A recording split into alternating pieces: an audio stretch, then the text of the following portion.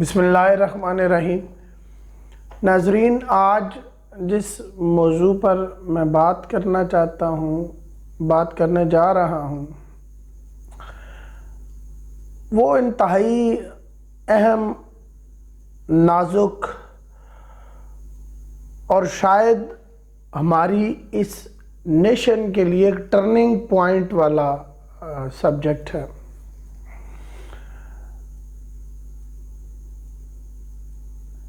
کہا جاتا ہے کہ کسی زمانے میں جب برِ صغیر پاک و ہند میں تاج محل کی تعمیر کی جا رہی تھی، اس وقت یورپ میں آکسفورڈ یونیورسٹی کی بنیاد رکھی جا رہی تھی۔ دوسرے الفاظ میں یہاں پہ ایک بادشاہ اپنی محبوبہ کی یاد میں ایک یادگار تعمیر کروا رہا تھا، اور وہاں ایک مسند حکومت کے اوپر بیٹھا ہوا انسان اپنی آنے والی قوم کے لیے ایک درسگاہ تیار کر رہا تھا۔ یہ آج سے سینکڑوں سال پہلے کی باتیں ہیں۔ انہوں نے جو سینکڑوں سال پہلے بیج بویا، جو پودا لگایا، وہ آج تناور درخت بن چکا ہے۔ وہ اس کے سائے میں بیٹھے ہوئے ہیں، ہم اس کے سائے میں بیٹھے ہوئے ہیں۔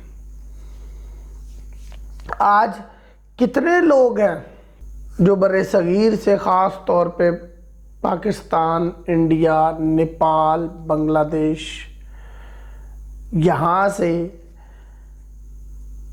غلامی کرنے کے لیے خاص طور پر ان یورپی ممالک میں جاتے ہیں اور بڑے فخر سے جاتے ہیں۔ ان کو وہ بلاتے نہیں ہیں تو یہ اپنی جان پر کھیل کر ان کی غلامی کرنے کے لیے جاتے ہیں۔ وہ ان کو ویزا نہیں دیتے تو یہ زمینی راستوں سے غیر قانونی طریقے سے وہاں پر پہنچ کر ان کی غلامی کرنے کے لیے جاتے ہیں۔ تو یہ اندازہ لگا لیں کہ کتنا شوق ہے انہیں غلامی کرنے کا۔ انگریز خود تو چلا گیا، لیکن اس نے جو یہاں ہمارے لیے ایک غلامی کا بیج بویا، وہ آج تناور درخت بن کر ہمیں جس طرح کا سایہ دے رہا ہے، اس سائے میں بیٹھ کر کبھی بھی ہم اپنے اسلاف کی جو شورا آفاق فتوحات تھی، جو دین اسلام کی پھیلائی ہوئی تعلیمات تھی، ان کو مد نظر رکھتے ہوئے ان کو اور اس عمل کو جاری نہیں رکھ پا رہے۔ وہ کیوں جاری نہیں رکھ پا رہے؟ کیونکہ ہمیں اس طرح کا ایک نظام پرووائڈ کر دیا گیا ہے کہ جس میں ڈیم شور ہے کہ جب ہم اس میں پروان چڑھیں گے تو ہم ایک ریڈی میڈ غلام ہوں گے۔ اس ریڈی میڈ غلام کو وہ کس طریقے سے استعمال کرتے ہیں، یہ ہمارے مغربی آقاؤں کے اوپر ڈیپینڈ کرتا ہے کہ انہیں کس مقصد کے لیے کون سا غلام چاہیے۔ یہاں ہم ڈیسائیڈ نہیں کرتے کہ ہم نے کس کی غلامی کرنی ہے، یہاں وہ ڈیسائیڈ کرتے ہیں کہ ہم نے کس سے غلامی کروانی ہے۔ اور یہاں پہ ہم ڈٹائی کے اس بلند ترین عہدے پر فائز ہیں کہ جو مغربی آقاؤں کی نظر میں ان کے قریب ہوتا ہے، ان کے قریب تر ہوتا ہے، ہم یہاں پہ اس کو بہت سر پہ بٹھاتے ہیں۔ دیکھ لیں آج کل ہمارے معاشرے میں کیا ہو رہا ہے۔ بندہ پڑھا لکھا نہیں ہے، اجاڑ ہے، گنوار ہے، یورپ میں رہتا ہے، نہیں پوچھیں گے شکل کیسی ہے، نہیں پوچھیں گے عقل کیسی ہے، نہیں پوچھیں گے انسان کیسا ہے، فوراً سے پہلے بیٹی اس کے ہاتھ میں پکڑا دیں گے۔ یاد رکھے جس معاشرے میں اپنی اقدار کو بھول کر اپنی عزت نفس، اپنی روایات، اپنی ثقافت، اپنی تعلیمات کو بھول کر صرف روپے پیسے کی پوجا کی جائے، روپے پیسے کو اپنا سب کچھ مان لیا جائے، وہاں ترقی،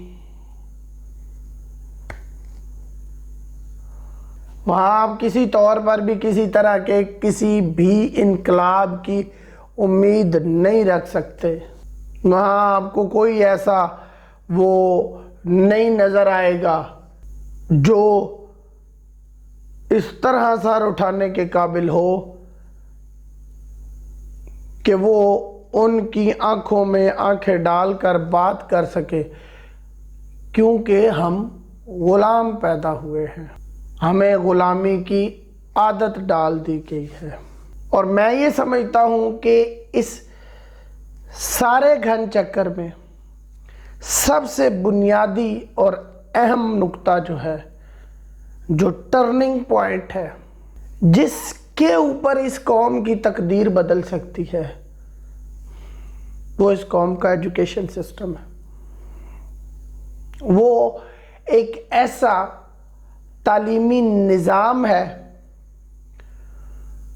جو اس طرح کی تبدیلیوں سے مزین ہو کہ جب اس میں سے گزر کر ایک طالب علم اپنی تعلیمی لیول کو مکمل کرنے کے قریب پہنچے تو وہ ایک اس طرح کے انسان کا روپ دھار سکا ہو جو سیلف میڈ ہو، جسے اکیلے کھڑے ہو کر زمانے کی آندھیوں اور طوفانوں کا سامنا کرنا آتا ہو، جو معاشرے میں رونما ہونے والی ہر تبدیلی کا مثبت طریقے سے جواب دے سکے۔ مگر معمہ یہ ہے کہ جب ہم بڑے ہوتے ہیں، ہم 20+ میں جاتے ہیں، کوئی ان مغربی آقاؤں نے یہاں پہ اس طرح کا آپ کا اکنامیکل سسٹم ڈیولپ کر دیا ہے۔ اکنامیکل سسٹم میں اسے ڈیولپ نہیں کہوں گا، اس اکنامیکل سسٹم کا اس طرح سے بٹھا بٹھا دیا ہے کہ 20+ میں جانے کے بعد ہر ایک انسان کو صرف ایک ہی چیز کی فکر ہوتی ہے، پیسہ۔ پیسہ کیسے کمانا ہے، چاہے وہ کسی طرح سے بھی کما کے لاؤ، پیسہ کیسے کمانا ہے، جبکہ انہوں نے سارے کا سارا آپ کا معاشی نظام کا کنٹرول اپنے ہاتھ میں رکھا ہوا ہے۔ وہ ادھر سے ایک ڈوری ہلاتے ہیں اور یہاں پہ آپ کا پورے کا پورا ملک لرزتا ہے۔ وہ وہاں سے ایک دفعہ ڈالر کی پرائس اوپر کرتے ہیں، یہاں پہ آپ کی وہ ٹانگیں کانپنا شروع ہو جاتی ہیں۔ یہاں پہ آپ کو سامنے صاف نظر آتا ہے کہ آپ کا اکنامیکل سسٹم ابھی دھڑام سے نیچے گر جائے گا۔ کس طرح ڈیولپ ہوگا یہ نظام؟ کیا ساری زندگی اسی طرح چلتا رہے گا؟ نیور۔ خدا نہ کرے، خدا نہ کرے، خدا نہ کرے، آنے والے حالات، آنے والا دور اس سے انتہائی سخت ہے۔ میں کسی گورنمنٹ آفیشیل، کسی بھی عہدیدار، کسی بھی شعبے سے تعلق رکھنے والے کسی بھی انسان کو مورد الزام نہیں ٹھہراؤں گا۔ جب ہم اپنے دشمن خود ہیں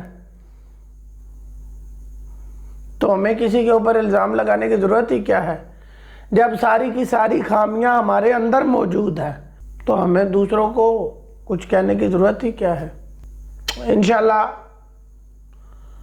ہم اپنی آنے والی اگلی ویڈیوز میں اس چیز کو